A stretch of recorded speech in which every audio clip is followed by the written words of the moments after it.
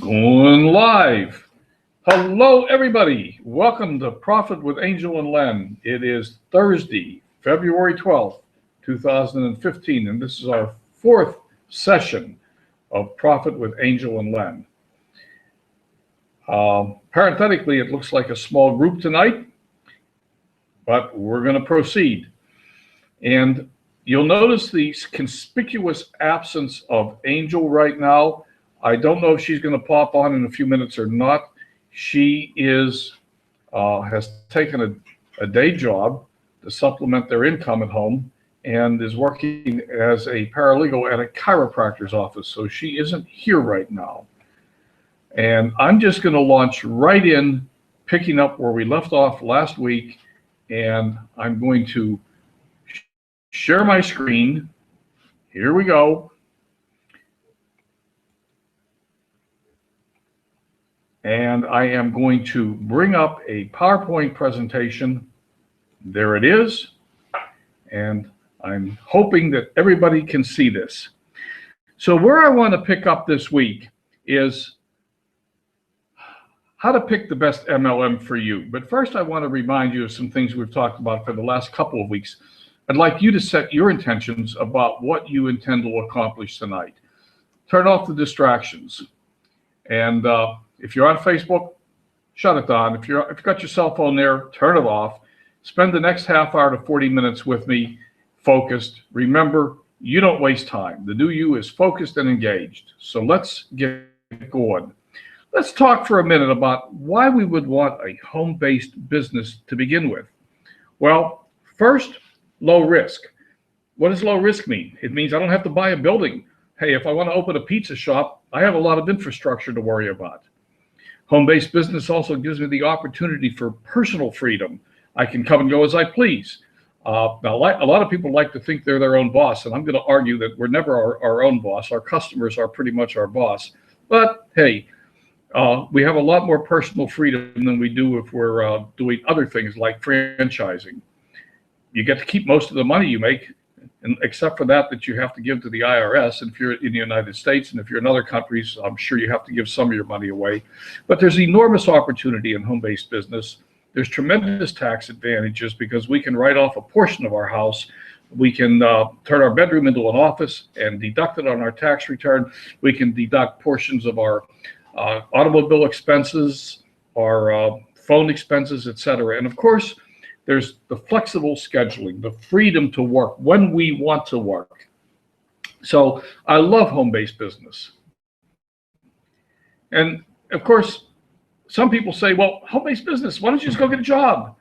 And for most people, we've heard the acronym before. JOB means just over broke. And I hate to beat on an old dead horse, but there really is no security in having a JOB anymore. Most people with jobs are living from payday to payday, scraping by, hoping that someday they'll be able to do the things they want to do. But for the reality is, for many people, someday simply never comes. And why is that? Because we have a fantasy that when we retire, we're going to need less money than we need while we're working, and it's not the truth. And we'll touch on that. There's a myth in retirement. You don't need less money when you retire. You need more money. Why did you retire? You retired with these plans to do all the things you wanted to do, to go on trips, to travel, to go see the grandchildren, to go to Africa, whatever you retired to do. Those things cost money. And for the vast majority of people, they retire with credit card debt. And so the retirement plan becomes stay at home and make the minimum payments on the credit cards. And you don't get to do the things that they wanted to do. So how do we get out of that trap? We start our own business. Now, why would we want to start an MLM? And we'll talk later about some of the myths surrounding network marketing or multi-level marketing companies. But first, low startup cost. You can get into MLMs for little or no money, and that is a good thing, and it is also a bad thing. And one of the things that makes it a bad thing is that people don't take it seriously. Hey, if you spend $600,000 to buy a McDonald's, you take it seriously. But if you spend $200 to buy your MLM, you can treat it like a hobby. It wasn't a big commitment on your part. And that's what gets a lot of people into trouble. Hey, but there's little or no overhead. You don't have buildings. You don't have staff. There's no employees. And that, believe me, that is a great advantage. Having been an employer in California, I can tell you that not having employees is a wonderful thing. Again, there's great tax advantages to working from home and flexible working hours. We already commented on those things. And there's little risk. Why little risk? Because you didn't invest much in the first place to get into the business. So for most of us, there's little or no inventory. The business is portable. You can take it wherever your computer goes, and there's an internet connection, and it can be international. So those are some of the incredible advantages of a network marketing company.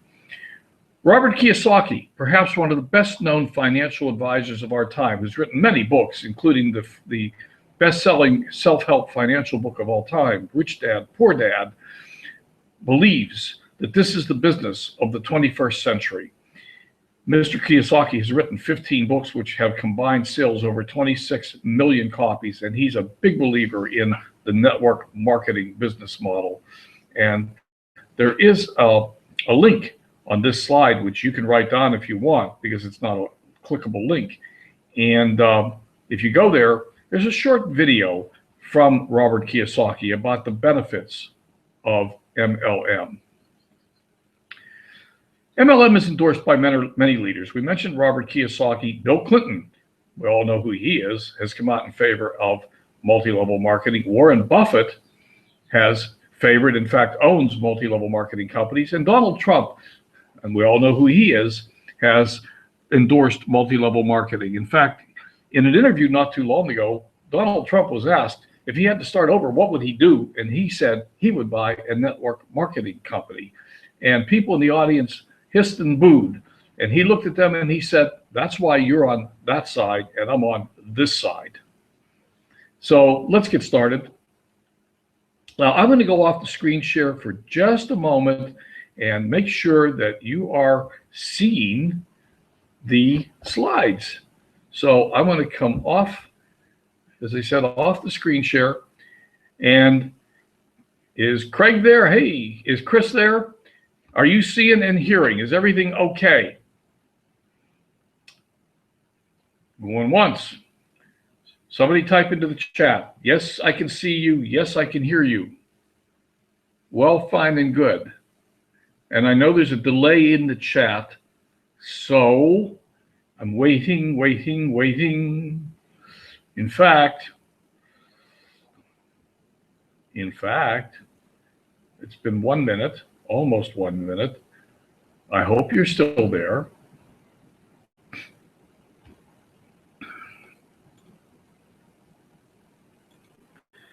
All good, Len. All right. Yes, we can see and hear you. Marvelous. Let's just keep on going. And Len, be careful. Don't hit the stop broadcast button. I almost hit stop broadcast. Oh, back to screen share. Entire screen share. And back to the PowerPoint presentation. So let's keep going. So the question is, how do I discover what the best MLM for me is? And when I'm asked that question, the first thing I ask the person is, what are you passionate about? What do you like to do? Do you have any special skills that you're wanting to share with the world? Fitness, health, vegan, for example. I think it's very important to find the right product. I believe a lot of people get into network marketing and they end up in the wrong company for the wrong reasons. And I'm going to talk about that in a moment. Another question to ask is, if you're getting into an MLM, is your upline supportive and active? Does the company have good supporting marketing collateral? Does it have training? And does it have a track record of success? And I want to look at each one of these things and just take them apart a little bit. So my question for you is, what is your passion? If money were no object, what would you do with your time? If you could get out of bed in the morning with enthusiasm because you were passionate about what you were doing, what would it be? And if you can turn your passion into your life's work, that is the happiest possible state of affairs.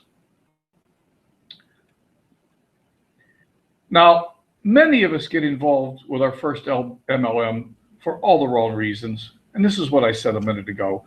We get approached by a friend or family member with the usual, I just joined the best thing since sliced bread and we're going to make a fortune. Sign up with me and we're all going to get rich.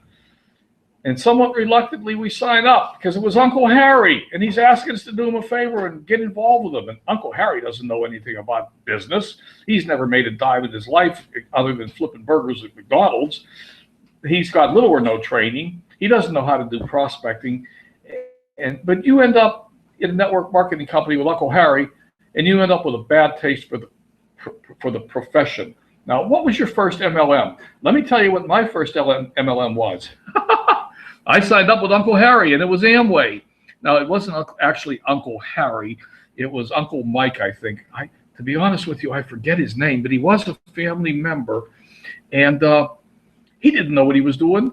But I signed up because he gave me this pitch about how wonderful it was going to be, and we were all going to make money, and none of us made any money. We were all miserable, and we made a mess of it. We didn't know what to do. We had no training. So don't do that.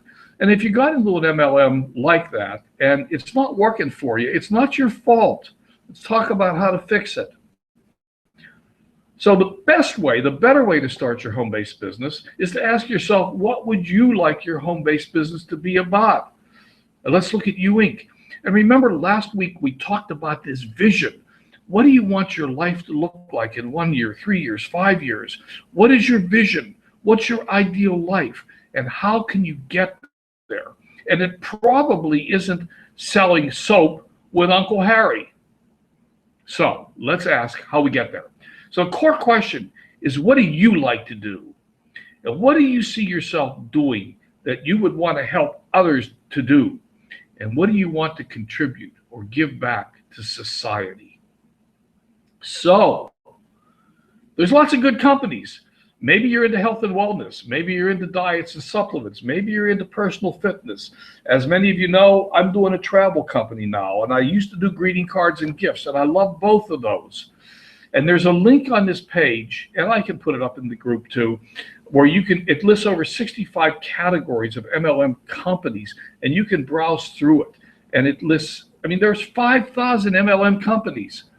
You can find a good company with products that you can endorse, that you love to use, that you would be proud to put in front of your friends and your family and share with them. No, don't sell them. Remember, I said share. I didn't say sell. Share.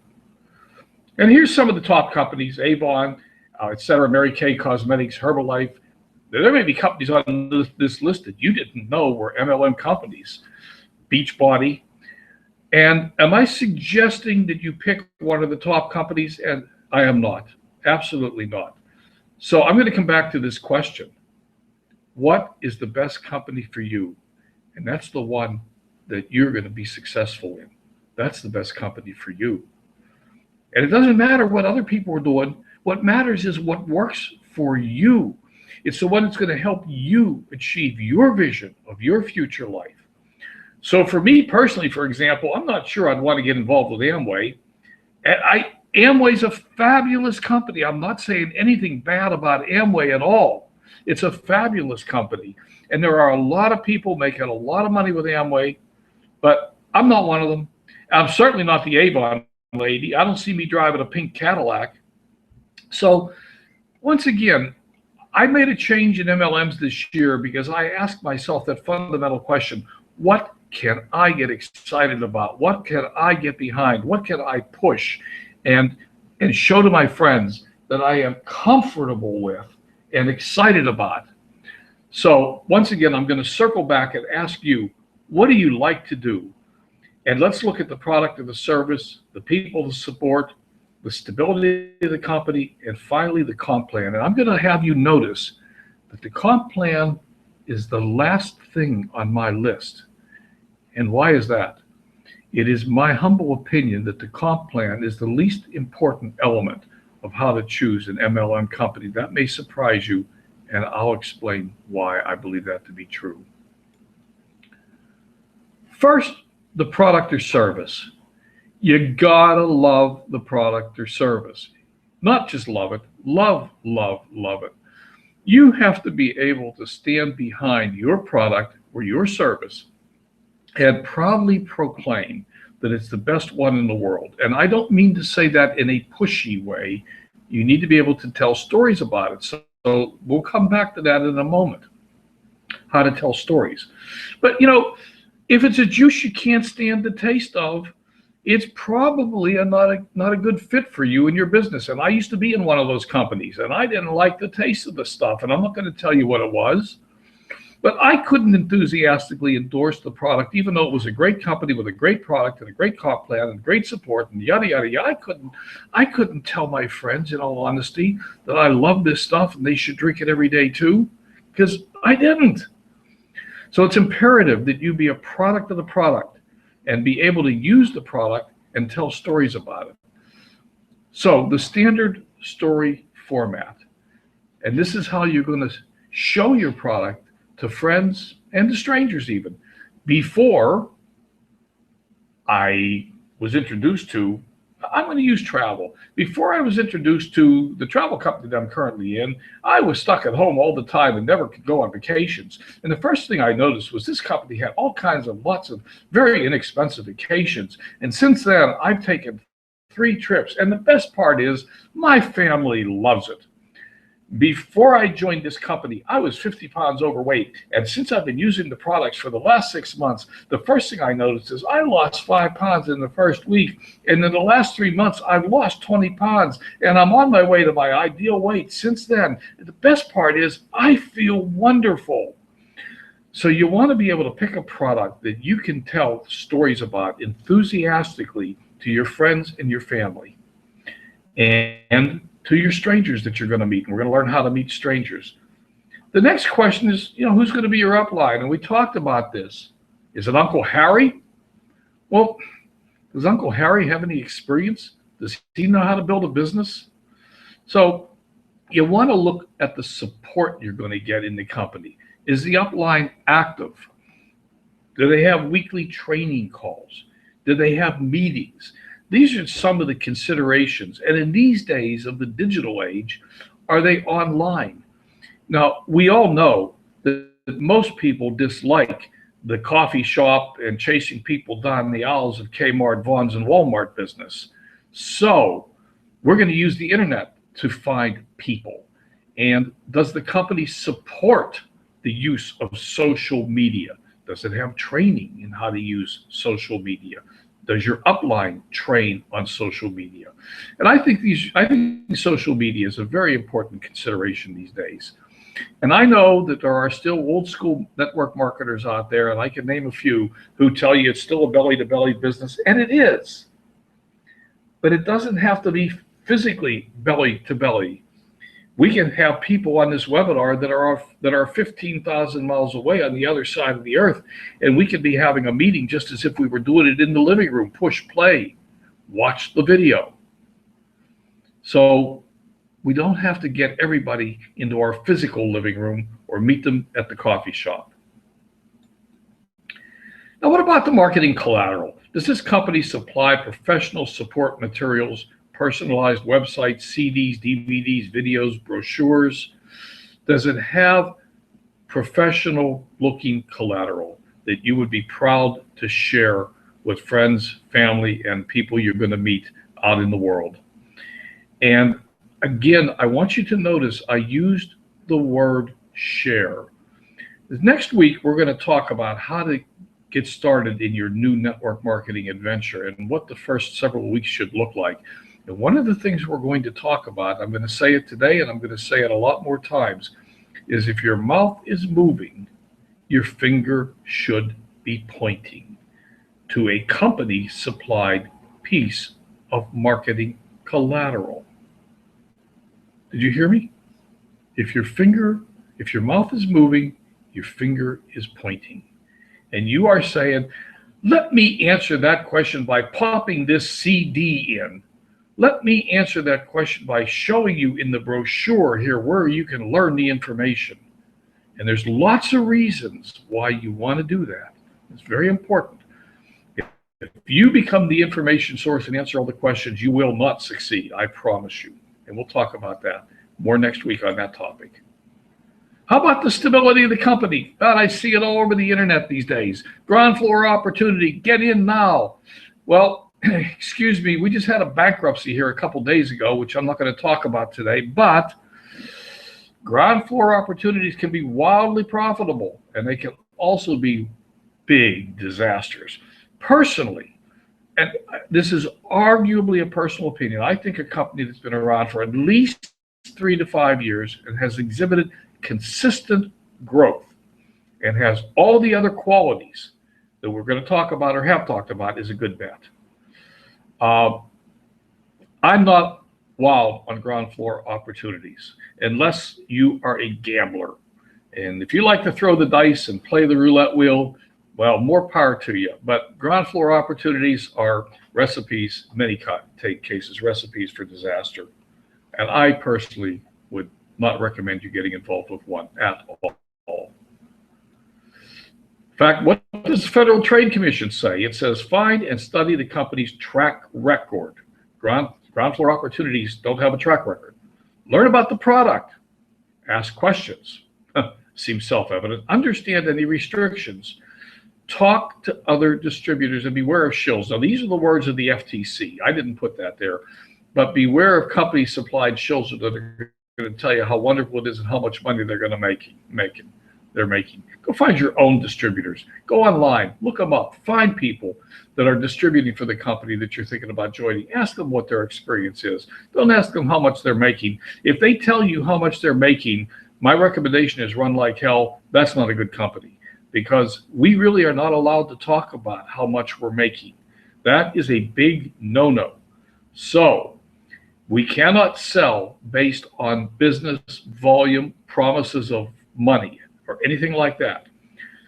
Consider using friends or advisors as sounding boards. Show them the material of the company. Get their opinion. Take your time and think about whether this company, this plan suits you, your talents, and your goals.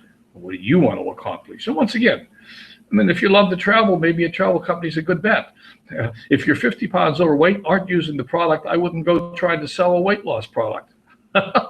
I mean, I'd sell the weight loss product if I was 50 pounds overweight and I've lost 20 pounds and I'm on my way to my ideal weight. Okay, fine. I have before and after pictures to show and a story to tell. Now, what about the comp plan? Isn't that important? First off, oh, by the way, I gave you a link down here too, and that's a nice overview article of the major compensation plans. And if you have questions, put them in the chat. I'll be back in a minute. But there are 4 major types of comp plans, and I've listed them there. I'm not going to read them. You can read them. You read faster than I can talk.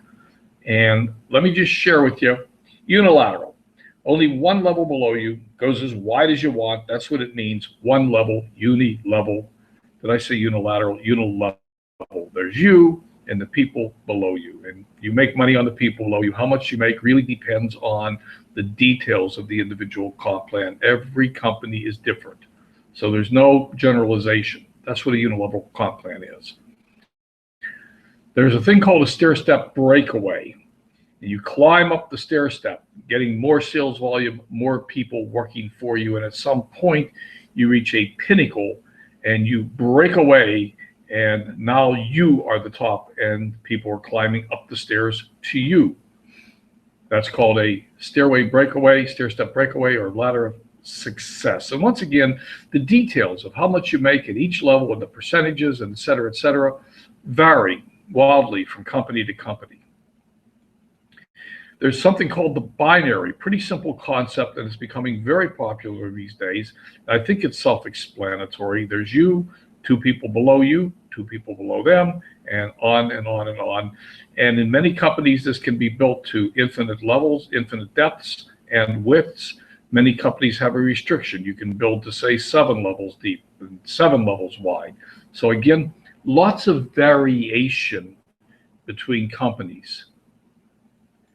And finally, a thing called a force matrix, similar to unilevel, but it has more depth and breadth, but it has limits to how deep you can go and how wide you can go. And once again, lots of variations. Now, why do I say the comp plan is the least important consideration in joining the company? Here's why. You probably aren't going to understand it anyhow. In order to comply with all the federal regulations, most comp plans, and I'm being sarcastic, I hope you understand that, most comp plans require a PhD in accounting to figure them out in the beginning. So the core question is, are there other distributors making money in the company? Has the company been in business? Does it have stability? Does it have a good product? Does it have training? Does it have marketing collateral? And if it has all those other elements, including viable, believable distributors who are making money, and you love the product, then jump in. Learn the comp plan as you go. Because I tell you, if you sit there and worry about trying to compare company A and company B and figure out which one is the better comp plan, you're going to tear your hair out at the roots. I know, I've tried, doesn't work. I gave up. I just jump in. I don't even look at the comp plan. All I want to know is that there is one. And people are making money. That's good enough. Now, maybe I'm not as anal as some people, but I don't consider the comp plan very expensive in the great scheme of things. After all, the company wants you to make money. That's how it stays in business too. So, now, I'm going to cut this off a little early today. And next week, I'm going to pick this up sort of right where we are. I'm going to assume that we've jumped into a new MLM. And I'm going to talk next week about your first week and your first month. I'm going to talk about how to approach friends and family without alienating them, and how to get your first few team members started. I'm also going to take a quick look next week, and actually maybe we'll do it right now. Let me take a quick look at franchising and just get it out of the way, because that really is another question that people might ask. Why not just buy a franchise? It doesn't have the bad rap that MLM gets. And you know, the honest to God's truth is that there was a period of time when franchises had a very bad rap, and there was a congressional movement to ban franchises as illegal businesses. So franchises have gone through their own hell and fire. But franchise fees, sometimes less than $10,000, common amongst things like mobile home and home-based business franchises, and can exceed $100,000, with averages running $20,000 to $30,000. Compare that to my $200 to get into the company that I'm in right now, or $300. So franchise fees to get into a franchise can be expensive. McDonald's, you want to open a McDonald's? You got to be rich enough to not need the McDonald's to open it. The low end of opening a McDonald's is $685,000. The high end is $1.5 million. And that goes to pay for the building and the equipment. And 40% of this cost has to come from your own non-borrowed funds, which means if you're opening $1 million McDonald's, you need to have $400,000 in the bank to just talk to them. And you're going to pay a franchise fee. And it's going to be several years, and you might make a profit. You might. There are no guarantees. So franchising is one possibility, but it's not cheap and it's not easy. So one final thought about franchising, and as I said, franchising barely made it through Congress as a legitimate business venture. In many ways, MLMs compare to franchising, but in many ways it far exceeds the potential. Think about this. According to Franchise Times, the average franchise fee to start a business services franchise is over $21,000, with the average initial investment being over $79,000, plus most of the franchisors charge a royalty of 1% to 12% for the use of their name and their logo. Isn't that nice of them? So once again, you can start most MLMs for a couple $100. The startup costs are small, and so is any investment you may need to make to keep your MLM going. You don't need to buy land, you don't need a building, you don't need employees, and you don't need any of the other costs related to franchising or other businesses. Now, the bad news is you still need customers, you need marketing, you need sales, you need lead magnets, and in fact, you're I don't know if I meant to say your franchise will need everything your MLM will need, or your MLM will need everything your franchise will need, but I think I meant it the way it is. Your franchise is going to need everything your MLM is going to need. So I see people on the internet saying, well, I just want a business that has zero down. I don't have to sell anything, and I can do it all from home, and I don't have to have meetings, and I don't have to go to a coffee shop, and I don't have time to be on the internet. Well, buy a lotto ticket. Buy a lotto ticket, because that ain't a business. That ain't a business. And here's another video for you to watch. Why do people fail at MLM? And this is a video by Tim Sales. If you don't know who he is, he's one of the best known salespeople in the world. And if we count people who never learn the business and quit before the magic happens, then yes, many fail. But they didn't fail at MLM. They failed to learn the skills necessary to succeed in their business. They bought it thinking it was a lotto ticket. They bought it believing they were going to go out and show their relatives and friends, and they were going to sign up everybody, and they were all going to get rich. So if you bought into an MLM this week, my advice to you is wait. You're not ready to approach anyone yet. Be prepared for many people to say, no, sorry, not interested. And it's a numbers game. For every one person who joins your team, 8 or 9 others will say no. And you have to be prepared for that. We're going to talk next week in depth about how to get through those early startup phases. So once again, next week, we're going to talk about getting started with our new MLM. We'll talk about our first month in the business, and maybe we'll get to our first year. We'll talk about approaching our friends and family without alienating them, how to get our first few team members, and we'll begin to lay the groundwork for how to build our business on social media.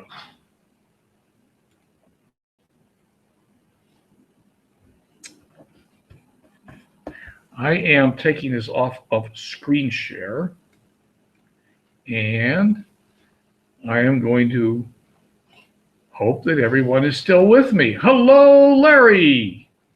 How are you tonight? You don't have to answer that. I know. Like I said, I'm going to cut it off a little early today. I don't see a sign of Angel in the house. This is going to be recorded, but I can clip the tail end of this off. For those of you who are my friends, and that's everybody here, Angel's not going to be part of this any longer.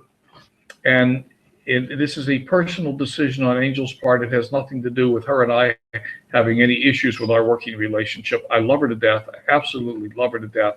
And I'm very, very, very, very sad to see her pull out.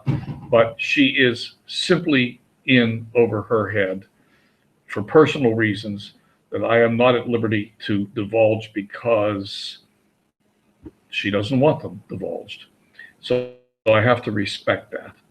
So you will see the advertising change from Profit with Len and Angel to Profit with Len, but I intend to continue going. I hope, tell me in the chat while I'm chatting for the last few moments if this was valuable. One of my reasons for covering this kind of information is it helps build your repertoire of how to talk to people. Oh, there's somebody at a powered hang glider right off my deck. Oh my God, I wish I could show him to you. I don't know. Oh, he's out there. He's flying. No, you can't see him. There he is, going behind the trees there. Wow. I love those things, powered hang gliders. So some of this information I hope helps give you ammunition for answering questions for people about their concerns about network marketing and why it is such a good investment But as all of you who are on here know, the steps involved are simple. They're not easy. There's a lot of hard work in getting this airplane off the ground. Anybody have any comments, criticisms, suggestions? I am waiting for the chat to catch up to me.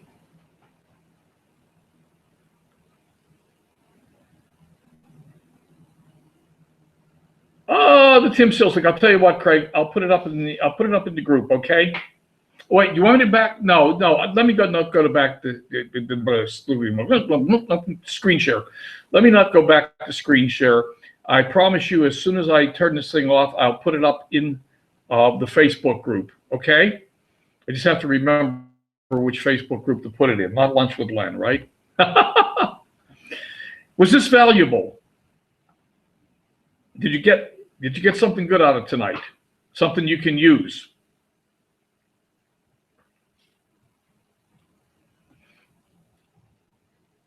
And it's okay to say no, too.